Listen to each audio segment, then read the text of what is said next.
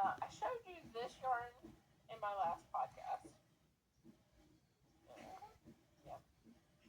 And it's called fruit salad. And I really wanted to find some pink to match that, but I didn't in the store. But I did find this really pretty blue. So I'm going to put these two together and make a hat. I think it is called ombre, the hat that I'm putting on this. I'm not 100% sure. It might be ombre something.